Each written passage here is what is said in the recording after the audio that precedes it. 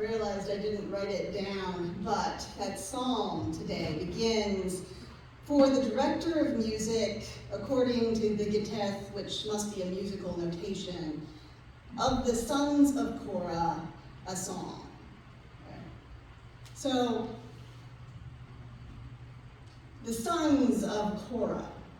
Now, the authors of this psalm that we read this morning, and we read it twice actually, and that was not an oversight or a mistake on my part, because I was really struck by this psalm when I was reading over our suggested passages for this week. This song that is authored by a group of men who are referred to as the Sons of Korah. And it's a fascinating group. It's actually a rather infamous branch of the family of Levi. Now, the sons of Levi, the Levites, were the priests in ancient Israel. So, if we all remember Jacob, Abraham's grandson, he had 12 sons who became the 12 tribes of Israel. And when those tribes settled in the Promised Land, each tribe was given control over a certain part of the land. It was their tribe's territory, all except for the tribe of Levi. The Levites had no territory of their own. Their territory, their domain, their inheritance, which is the word that the Bible uses, was God's sanctuary, God's temple, the priesthood. Now Moses, famous Moses, and his brother Aaron, who was the first high priest, and their sister Miriam, who was a prophetess, they were all Levites. And that's a fascinating family dynamic in and of itself, which I will have to talk about at length at some point in the future. But for today, there is this other family of priests out in the desert. Their main story appears in Numbers chapter 16, the story of Korah, who is another descendant of Levi, who leads a rebellion against Moses and Aaron out in the wilderness. And it's a great story, if you ever get a chance to read it. Korah's rebellion is a spectacular failure, and at the end of the story, the ground opens up and swallows him and his followers whole. But hundreds of years later, after the temple is built in Jerusalem, the people are settled in the land, we encounter this group of men who are descended from the infamous rebel, a group of men who still claim his name as essentially their last name, their family name, the Sons of Korah. And the evidence suggests that they were still fully included in the family of Levi. They were still priests. They served in the temple itself for centuries. And they were largely responsible for things like music, and perhaps maintaining the temple premises, leading worship services. They're called doorkeepers. Doorkeepers of the temple. And they are named as the writers of several psalms, including Psalm 84. And unlike David's psalms, which are mainly these personal expressions of David's own faith and creativity, the psalms of the Sons of Korah are more formal. They were designed to be used in corporate worship services. And that makes sense, because they were priests. They were worship leaders in the temple. Psalm 84, right on theme, is about the temple itself. Better is one day in your courts, O Lord God. Better is one day in the temple than 1,000 elsewhere. There's this great song from the 90s. Does anyone else remember it? Better is one day in your courts. Better is one day in your house. Anyone else remember that one? We used to sing it all the time. I knew my parents, if they were here, would remember it. We used to sing it all the time in the youth programs I was involved in back in the 90s.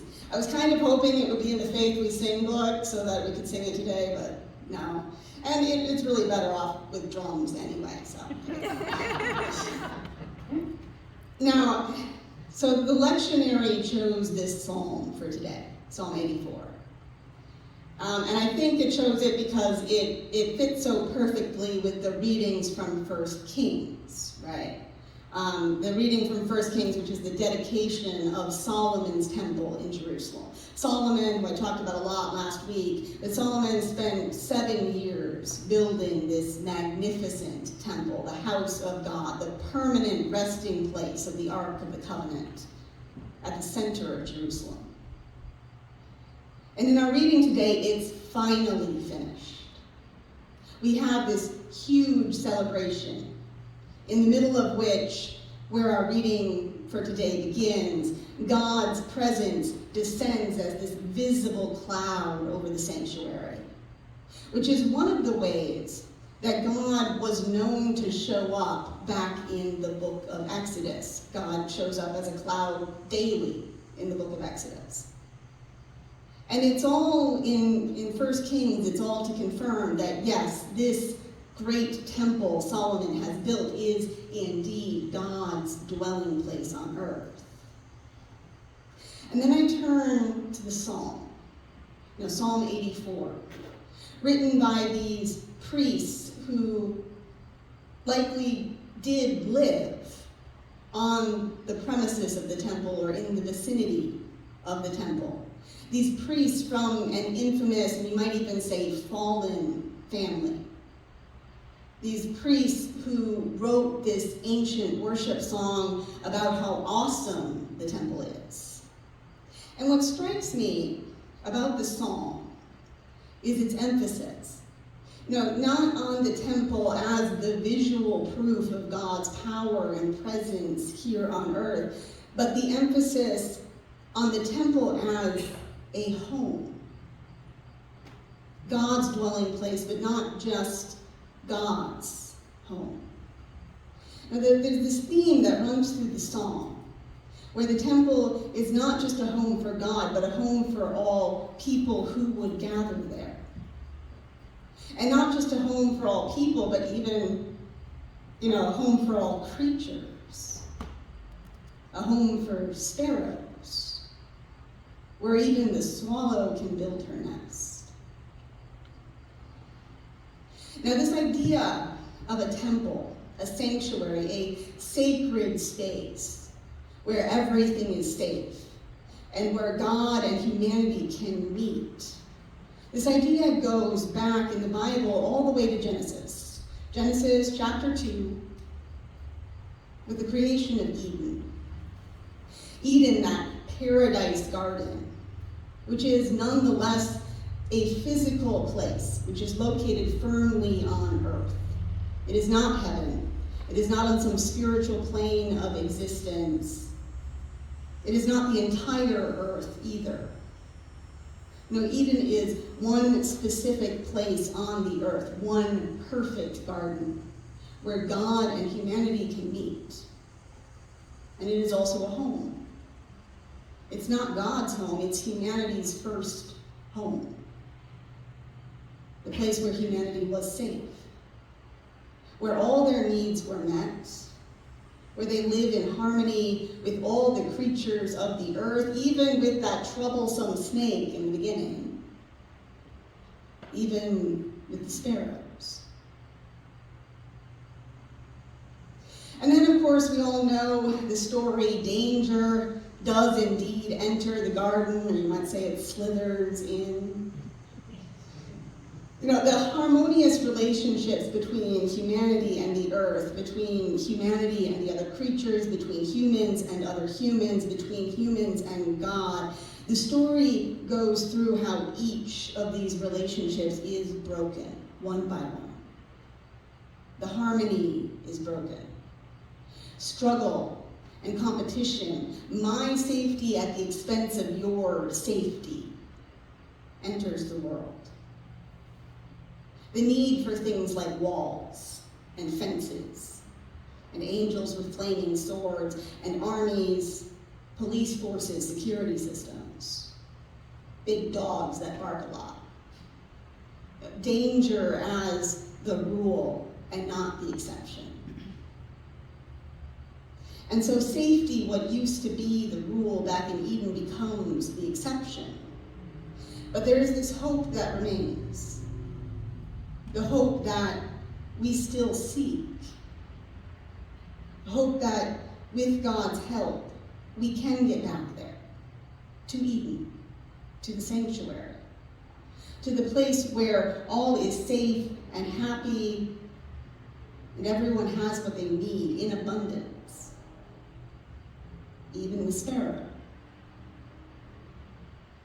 Now Solomon takes almost a decade to build this sanctuary in Jerusalem's great temple. And this dedication day, when the temple is finally finished, the work of thousands of architects and stonemasons and overseers, it is something that everyone has been looking forward to since David, Solomon's father, first brought the Ark of the Covenant into Jerusalem, before Solomon was even born. So this moment, this crowning achievement, when God's presence returns in the form of that legendary cloud from the book of Exodus and confirms that, yes, Solomon, you have indeed built me a worthy house. This is a goal that Solomon has been working toward his entire life. I don't think that's an exaggeration. I think his father put this goal in his mind before he could even remember. And in this moment, what would forever be the crowning achievement of Solomon's existence, Solomon gets up in front of, theoretically, the entire population of Israel, probably not, but in theory. And Solomon declares, "But will God indeed dwell on the earth? Behold, heaven and the heavens of heavens cannot contain you, how much less this temple which I have built." Now Solomon's request in our reading today, his grand intention in this magnificent building, is not for God to actually live there forever. Solomon understands that's not what's happening. Solomon's request that day is that your eyes, God, may be upon this temple day and night, that you may hear the prayer which your servant makes in this place. Now, Solomon's temple is what Eden used to be. One specific physical location on the earth which is set apart as holy, to be a meeting place between humanity and God. And that's all temples are. It's also what they need to be. Meeting places, points of contact between humanity and God, echoes of Eden that we can still build in this world where everyone is safe. And I think about those men, the priests, these real people on the temple grounds every day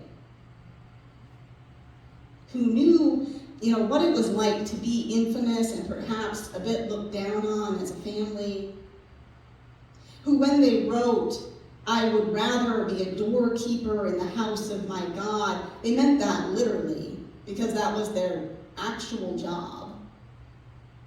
Because the family had redeemed itself. It must have. And had been restored to leadership in Israel. And kept that infamous name, I think, as a reminder of all these facts, both the rebellion and the redemption. I think about these men, sitting in the temple court one quiet spring evening and just noticing these sparrows. These tiny little birds flitting in and out of these little cracks and crevices in the temple building. They fit into these holes with these little twigs in their beaks, or stray bits of cotton, maybe some locks of hair that were cut and thrown to them in the streets. I think people have been doing that forever.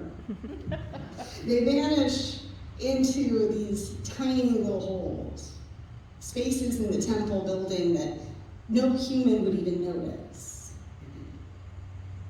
Then they reappear a few seconds later without their building materials, and they go flying off in search of more. And I really wonder, sitting in the temple courtyard one calm spring evening, watching the birds build their nests, hearing them twitter and sing to each other as they swoop over the altar, is that where this psalm came from? How lovely is your dwelling place, O Lord of hosts. Even the sparrow has found a home, and the swallow a nest for herself, where she may lay her young.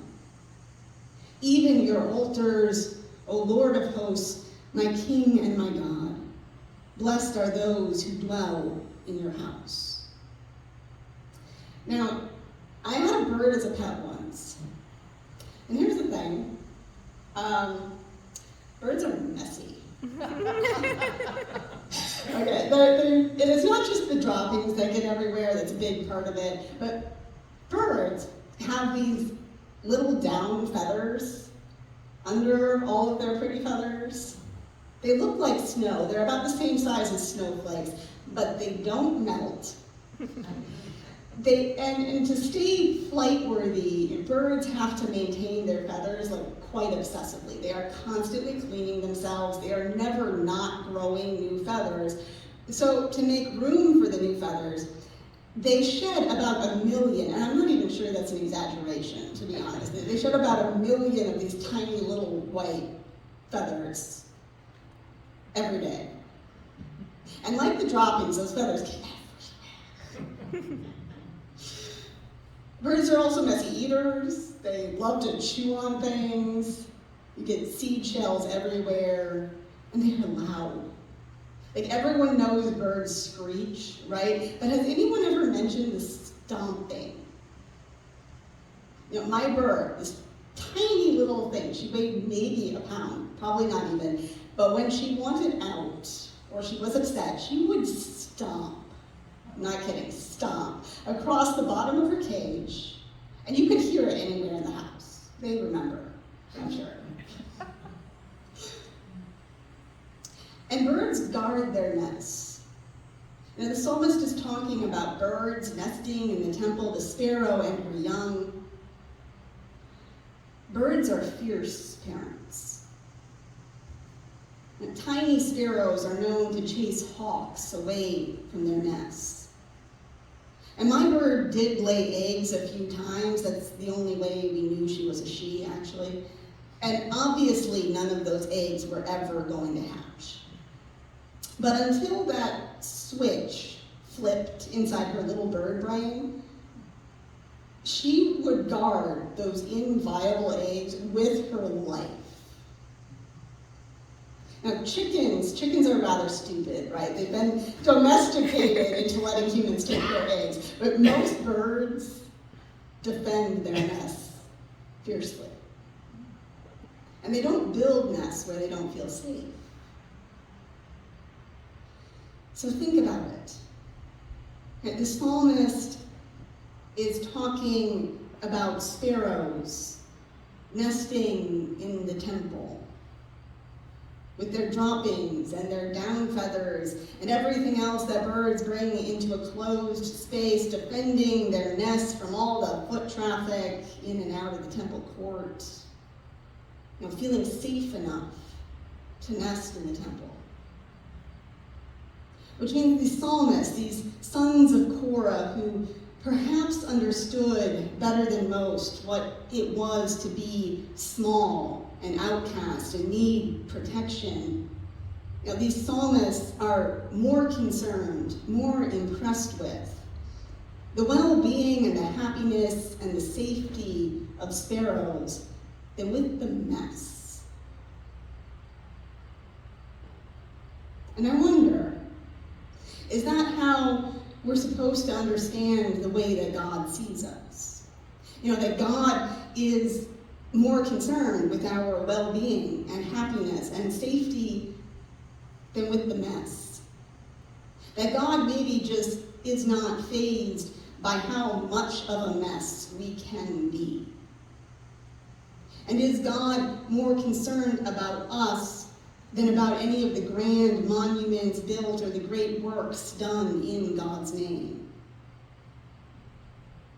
Was the whole point in these temples, these monuments, was the whole point to give us a place of rest and peace, where anxieties could be shed and not added to. Have temples built on earth really been about us all along, homes for us, sanctuaries by both definitions of that word? Have these places been God's gifts to us all along and not the other way around? I am of the firm opinion that sacred spaces matter. That they are meeting places, they are homes. And yes, that might all be psychological, right? It might just be our brains conditioned to think that God is more present here than God is somewhere else. But even if it is just a trick of psychology, if it really does help us to connect with God in a meaningful way, does it really matter? The sacred spaces matter. They matter because they were created for us, for our benefit, not God's, to help us connect with God, not the other way around. God can connect to us at any time and in any place. We are the ones with limits. Sacred spaces matter, while they are helpful to us, while they actually do bring us closer to God. One of the things I lament about modernity is we've sort of lost the respect for sacred spaces. But on the other side of that, I think there is a danger humans also fall into, which is to make the sacred space all about the sacred space and not the connection. To make the place of safety something that has to be protected at all costs and which is therefore safe for no one. And we've been watching that very problem unfold in Jerusalem for the last, 2,000 years now. This sacred space claimed by 3 different religions. And still, despite everything and all the problems, Jerusalem does still matter. Now, this is something to ponder today as we turn to our next song this morning. And remember that sacred spaces matter. They connect us to God, and they also connect us to each other. They connect us to our history, to our neighbors. Not only the neighbors who are living, but who are also gone. They connect us to Eden. Now, the balancing act is to neither underestimate nor overestimate how much they matter. And I think one of the ways to maintain that balance is to focus on the thing that should be at the heart of every sacred space. The thing that was experienced by all those witnessing the dedication of Solomon's temple so long ago. And what I have to assume the Sons of Korah also experienced while watching those little birds find safety. The emotion that is both an emotion and a lifestyle, which is joy. And so let us turn and sing now, Joyful, Joyful, We Adore You. It's number 89 in the hymnal.